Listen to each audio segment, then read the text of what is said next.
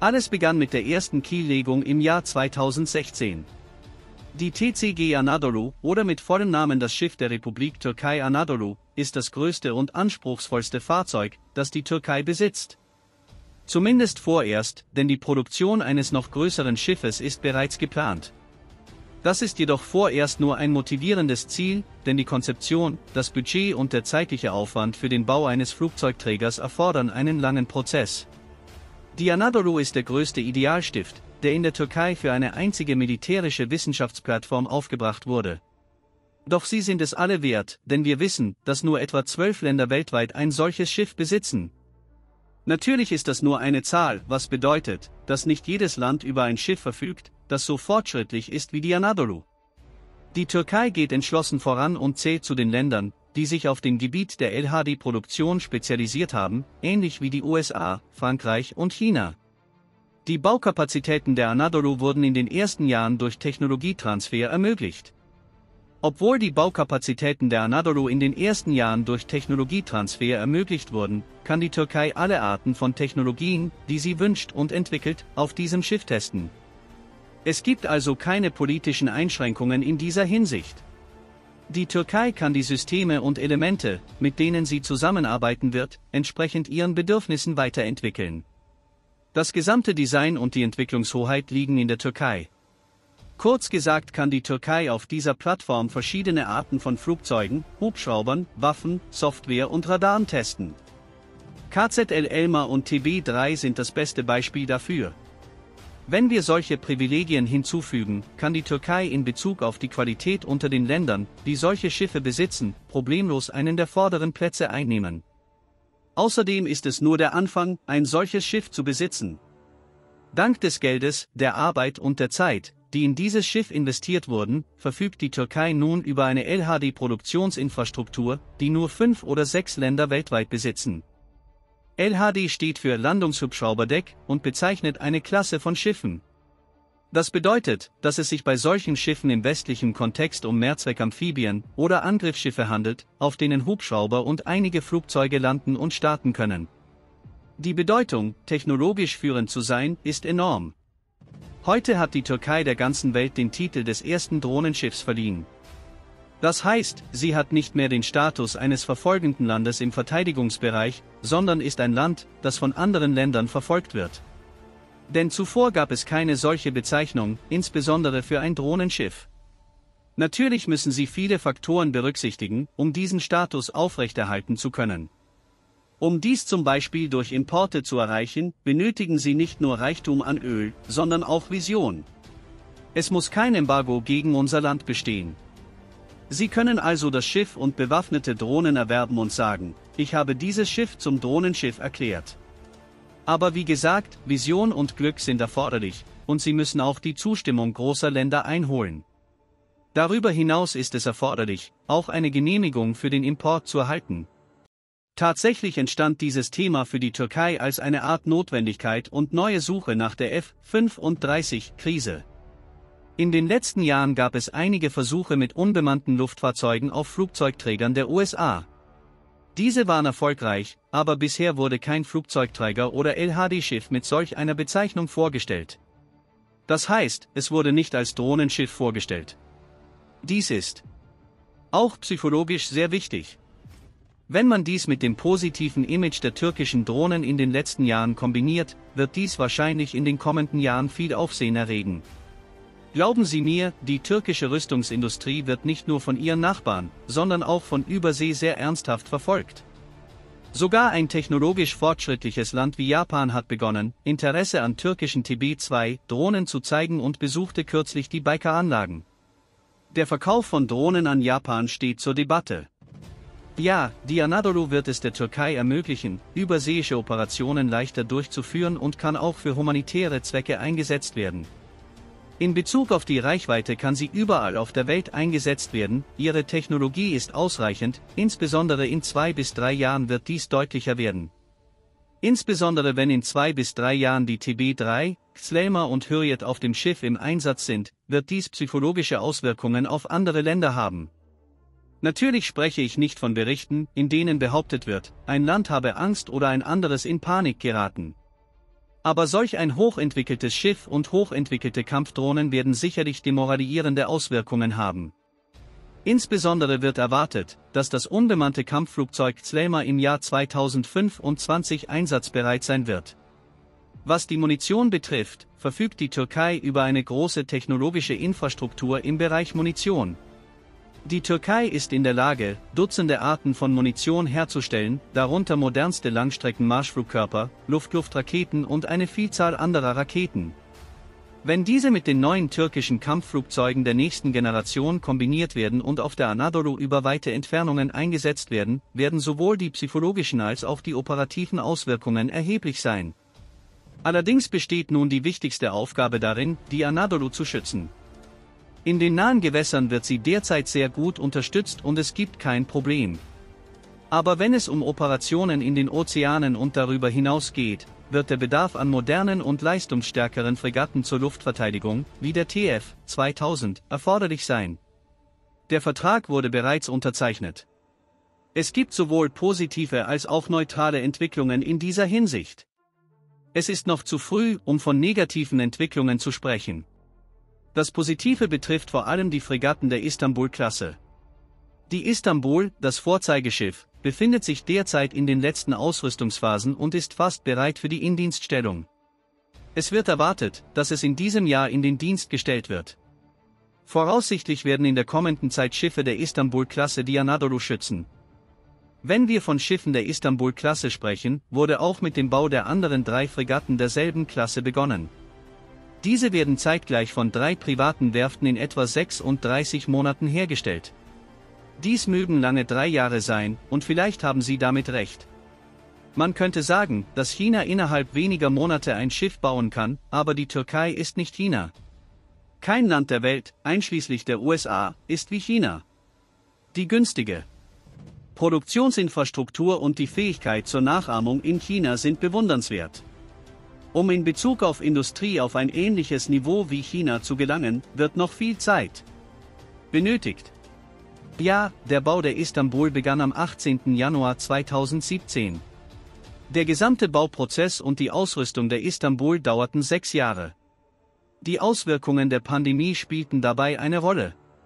Darüber hinaus wurde zum ersten Mal eine nationale Fregatte gebaut, was ebenfalls Auswirkungen hatte. Obwohl die Anadolu dasselbe Grundkonzept wie die Milgem-Korvetten hat, gibt es viele Änderungen in den Plänen und Projekten.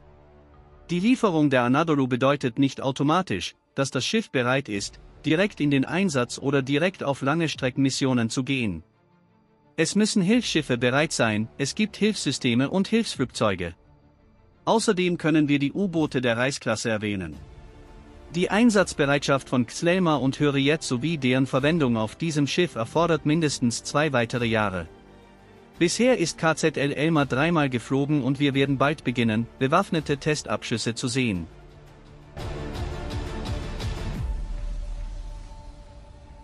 Jedoch wird es eine bestimmte Zeit dauern, bis es in das Schiff integriert wird. Beim Hürriyet wird der Erstflug sehr bald stattfinden. Wahrscheinlich werden wir ihn innerhalb von einem Monat in der Luft sehen, aber es wird noch eine lange Zeit dauern, bis wir das Hürriyet auf der TCG Anadolu sehen. Für das Schiff wird eine spezielle Variante des Hürriyet angestrebt. Wir haben bereits erwähnt, dass Anadolu keine Probleme mit der Reichweite hat. Anadolu ist ein riesiges Schiff mit einer Verdrängung von 27.000 Tonnen. Wir können seine Länge von etwa 232 Metern als ungefähr 5 olympische Schwimmbecken beschreiben.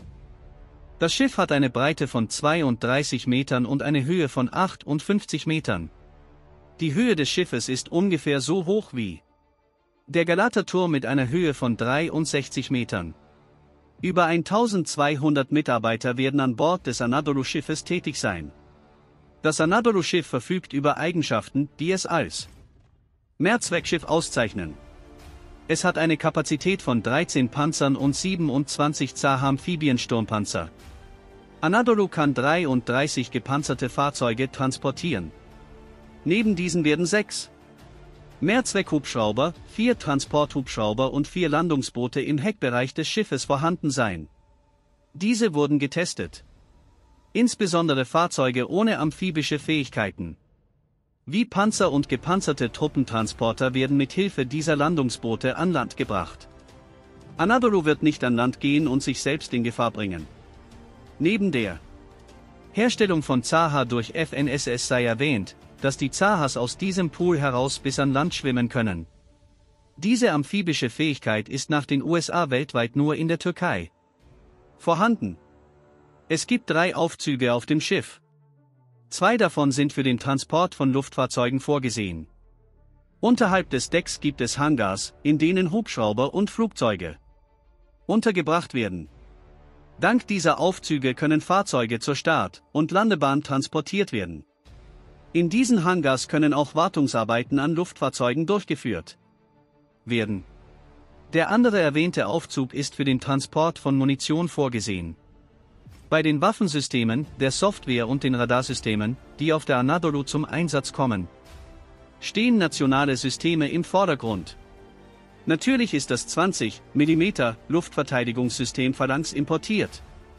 Die Phalanx ist unbestritten eines der zuverlässigsten Nahbereichsluftverteidigungssysteme weltweit. Hunderte von Schiffen auf der ganzen Welt werden durch dieses System geschützt.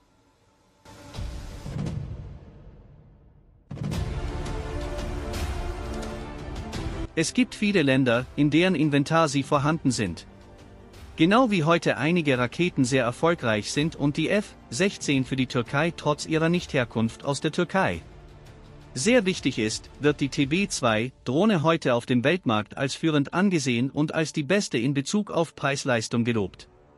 In Bezug auf Nahbereichsluftverteidigungssysteme ist die Phalanx genauso wichtig. Gibt es keine Gegenstücke? Es gibt mehr als 5 Gegenstücke. Eines davon ist wiederum eine türkische Produktion. Das Nahbereichsluftverteidigungssystem von Makine ve Kimya Endüstrisi wird hergestellt. In Kürze wird ein Radarsystem in dieses System integriert und auf Schiffen getestet werden. Es wird erwartet, dass das System in ein paar Jahren einsatzbereit sein wird. Wie Sie sehen, passiert nicht alles nach Belieben. Es braucht Zeit, um etwas zu entwickeln. Deshalb wird heute die Phalanx eingesetzt, die bereit ist. Die TB2-Drohne und die Xlema werden ihre neue Station auf der Anadolu haben. Sie befinden sich sogar schon auf der Landebahn. Es gab jedoch Fragezeichen bezüglich dieser Fahrzeuge auf dem Schiff. Diese Fragen werden nun beantwortet. Erstens wurden die Landesysteme der TB3 speziell entwickelt, um auf der Anadolu-Landebahn anhalten zu können, insbesondere die Bremsen. Aber die Xlema ist ein sehr großes, schweres Flugzeug. Tatsächlich wurde das maximale Startgewicht heute auf 8,5 Tonnen aktualisiert. Es ist praktisch unmöglich, dass die Xlema ohne ein Stahlauffangseil, wie es in den Flugzeugträgern der USA verwendet wird, stehen bleibt. Es wird an der Implementierung des Auffangseils gearbeitet, damit die Xlema auf diesem Schiff landen kann. Die Integration der TB3 wird 2024 beginnen. Das Jahr der Integration der Xlema in das Schiff ist für 2025 geplant. Darüber hinaus wird es auf dem Schiff spezielle Waffen für diese Fahrzeuge geben. Natürlich handelt es sich dabei nicht nur um Munition. Es gibt spezielle Arbeiten, um Torpedos transportieren zu können. Wie groß werden diese Torpedos sein? Wird es ein spezielles Design geben? Das werden wir später sehen. Etwas Besonderes ist das System namens Sonarboja, das Sie gerade gesehen haben. Nehmen wir zum Beispiel die TB3, die mit diesen Systemen abheben wird. Lassen Sie uns annehmen, dass wir ein bestimmtes Gebiet anvisieren. Zum Beispiel ist die TB3 mit diesem System bis zu 50 Seemeilen weit geflogen. Das entspricht etwa 93,5 Kilometern. Hier hat sie dieses System ins Meer abgesenkt. Es handelt sich um eine spezielle Technologie, ein Sonarsystem. Es gibt aktive und passive Arten davon. Zum Beispiel gibt es Arten, die mit einer Stromquelle arbeiten, die aktiv wird, sobald sie mit Salzwasser in Berührung kommt. Sie können es sich wie ein Mikrofon vorstellen, das im Meer platziert ist. Dieses System wandelt Schallwellen mit Hilfe einer Hydrophore in elektrische Energie um und überträgt sie auf Bildschirme im Schiff. Das gleiche System wird häufig in U-Booten verwendet, um andere U-Boote zu erkennen. Dadurch wird die Erkennung feindlicher U-Boote ermöglicht. Sie könnten sich fragen, ob solche Geräte von unbemannten Luftfahrzeugen transportiert werden können. In der Regel überschreiten solche Geräte nicht eine Länge von einem Meter, und ihr Gewicht ist entsprechend ideal.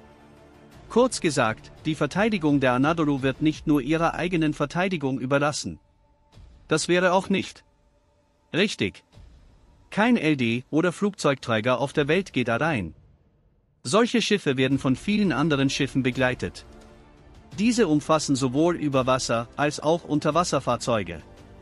Auch Luftfahrzeuge unterstützen die Verteidigung der Anadolu. Dazu gehören Angriffstorpedos, Verteidigungstorpedos und die oben erwähnten Sonarsysteme.